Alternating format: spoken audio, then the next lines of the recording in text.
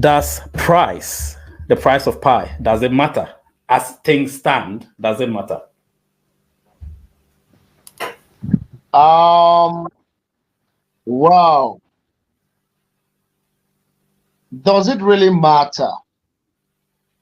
I've never thought about it, because coming from my exposure, it doesn't matter. But again, we shouldn't look at it blindly.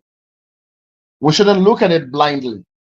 Now, for someone who has had the privilege of dusting the white paper back to back and pretty much coming from a technical point of view, probably because of my master's program, I actually started a master's program in blockchain and digital currency from the University of Nicosia in Cyprus. So pretty much I came from an industry perspective to understanding consensus, to understanding white paper, and pretty much that's why for me it doesn't matter, because we have thousands of blockchain projects. And I know most of these blockchain projects have their native use cases. Yet, I don't know, I stand to be corrected, where they are in their journey to their adoption, but they pretty much avail themselves to the crypto market so that they can tank on the benefits that comes from the currency market, not Pi. Let me give you a little story on how I oftentimes define Pi. When a solutions development systems want to build a product that is centered around market, product that is centered around users, product that is centered around stakeholders, there's what we call bootstrapping. Now, you can bootstrap by money, you can bootstrap by by opening it up to users, let them come and test how the system works and give you feedback and stuff like that.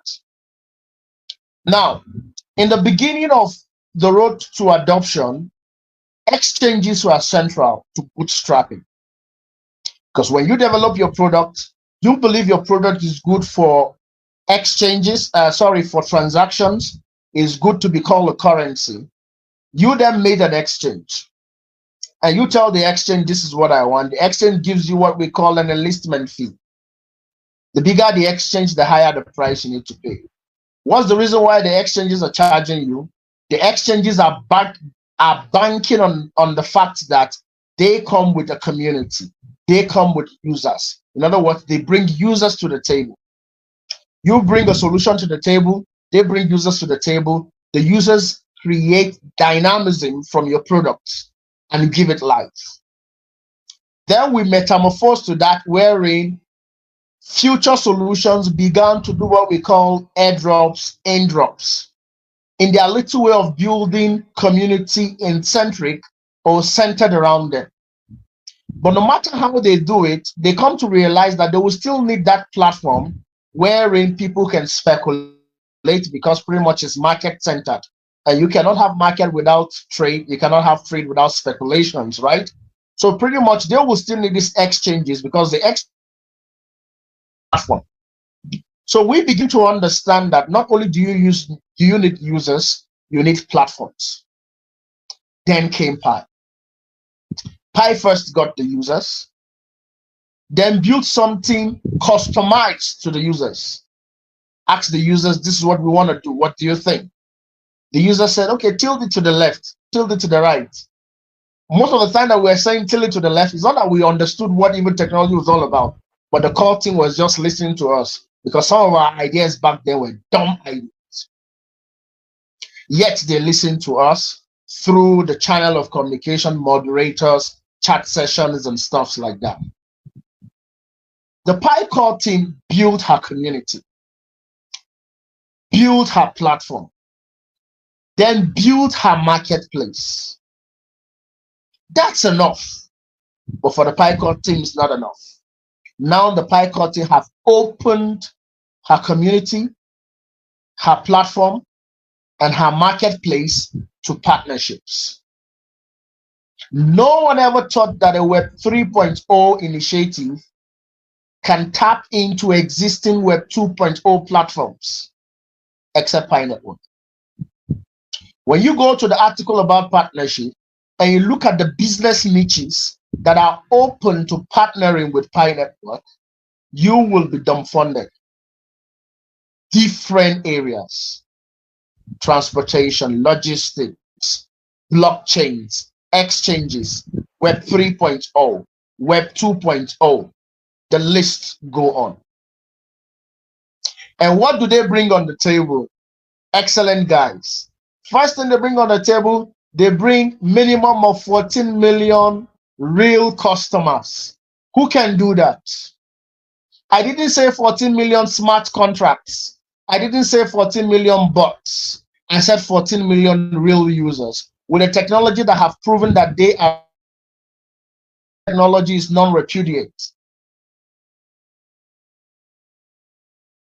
Not only these 14 million users, these 14 million users have the capacity to spend. We call it purchasing. If only you're willing to accept the currency they are willing to spend on. Are you beginning to see the business side of things? So it's not pretty much recycled users. Trust me, most blockchains are recycled users. I stand to be corrected. If Ethereum are boasting of XYZ users, go to Solana. It is the Ethereum users that are pretty much present at Solana.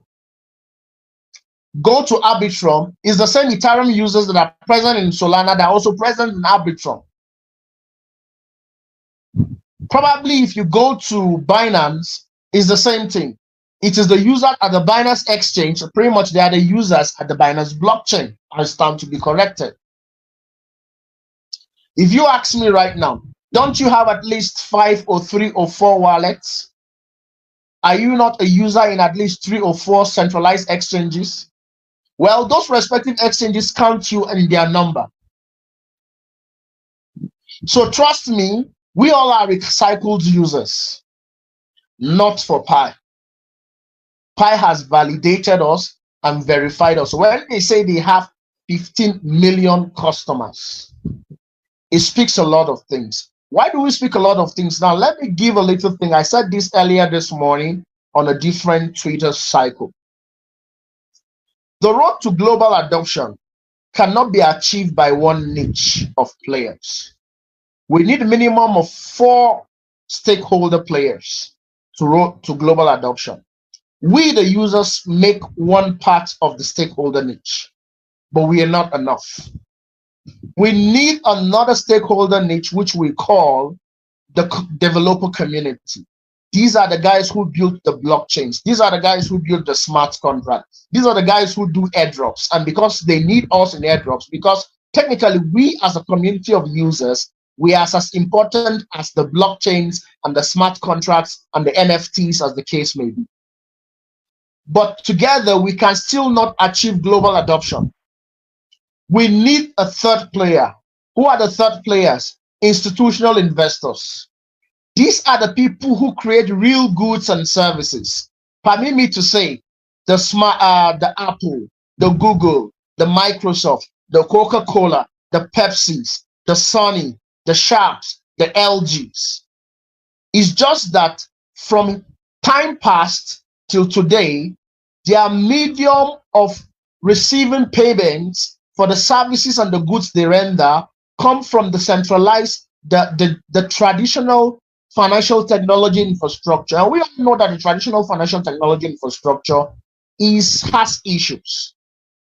Now, this community of developers who are the brains behind excellent blockchain narratives have proven by the number that their technology infrastructure is more cleaner, more scalable, and more secured than the traditional financial technology infrastructure. But that's not enough for institutional investors to just jump in. Why? Institutional investors operate based on business licenses.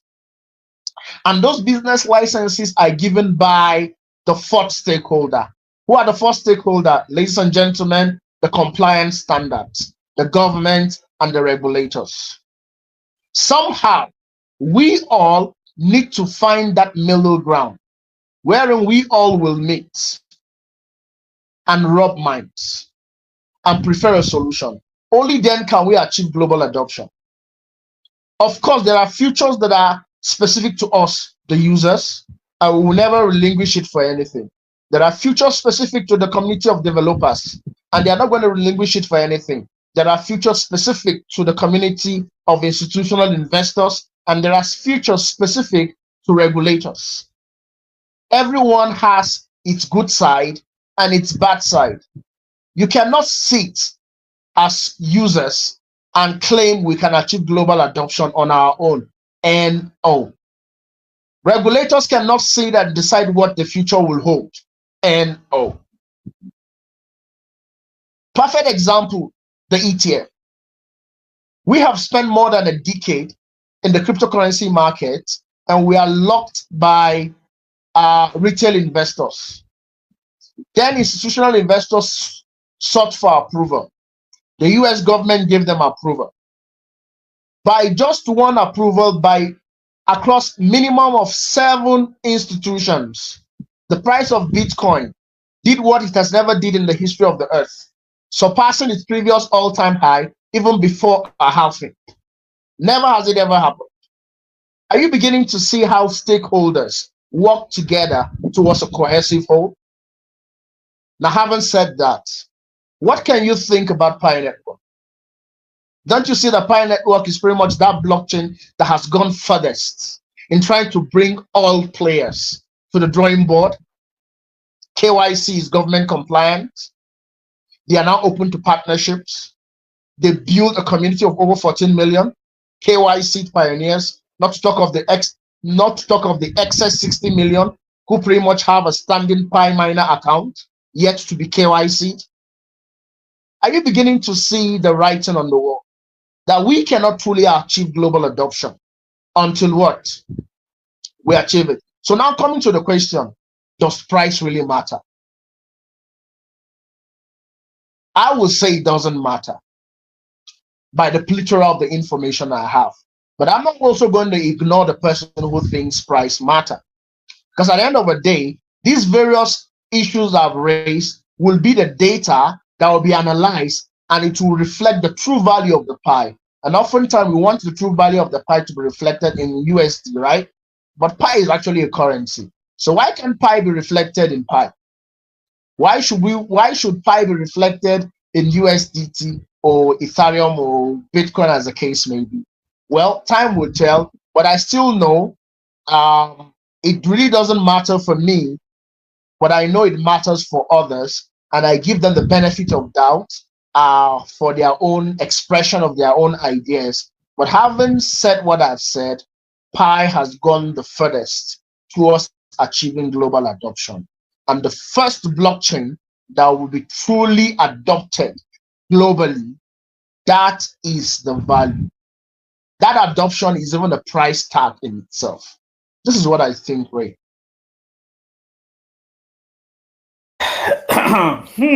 Benjamin, you're actually doing more than you do on X at the moment, because people are now seeing you on X. They hear your voice, but here they're hearing your voice and seeing you at the same time. So they're putting a face to the voice that they've been listening to over in the past. Everything Benjamin has said, I've paid attention to it. I'll have to watch the show again, because obviously when you're doing the show, there's so much technical stuff that you need to be dealing with. So I'll watch it again. We're still not done, Benjamin. Do you still have about 10-15 minutes? Because there are some questions I still need to ask. Are you okay with it? It's fine with me. For the community, I'm always here, Ray. You know me. I know you. All right. So it continues. The next